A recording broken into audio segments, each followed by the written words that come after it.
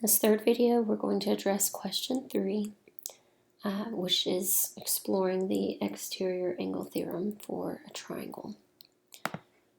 Back in GeoGebra, what we're going to do first is create a triangle.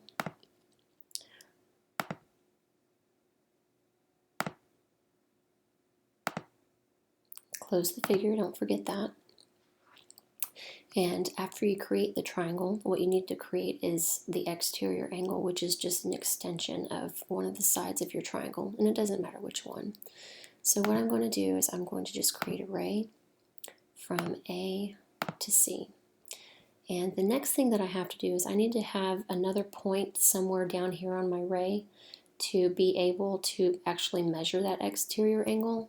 So here we can use this tool called Point on Object, and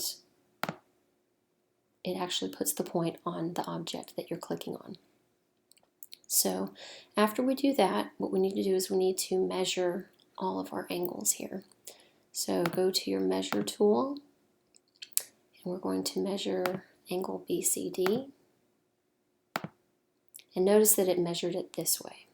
So we're going to undo, and we're going to try going from this direction here. So measuring our angle from D to C to B. And that measured the correct one that we needed. Now what we're going to do is we're going to measure this interior angle and this one. These are called the remote interior angles because they are not adjacent to this exterior angle that we're talking about. We're going to measure these and see what the relationship is. So we're going to measure angle ABC. We're going to measure angle CAB. And then I'm going to move these around so that you can see them a lot better. So here's beta. And we're going to move this over here so that you can see that angle. We're going to move. I don't want you to move. I want the C to move and the D. There we go. So we have 37.9 degrees, 81.9 degrees, and 119.7 degrees. What we're going to do down here in our input is to change over to the Greek letters here, and we're going to add beta and gamma together.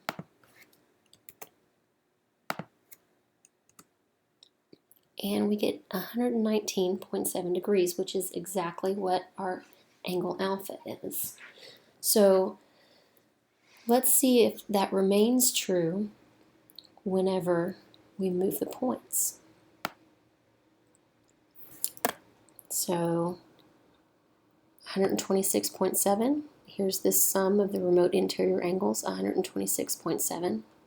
What if we move this one? 95.8, 95.8. So no matter what you do, it stays the same, that the remote interior angle sum is equal to the exterior angle.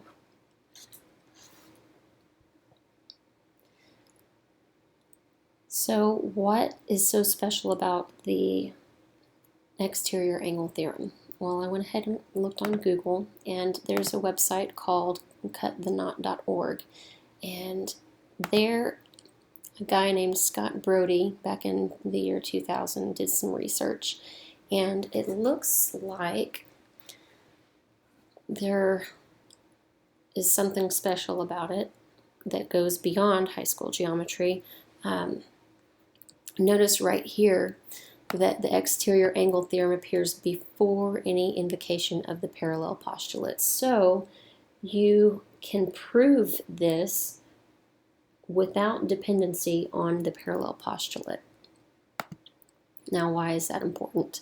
It becomes important when you explore non-Euclidean geometry, like the surface of the Earth. So evidently, this is more important than we had previously thought it to be in class. So there you go, exterior angle theorem.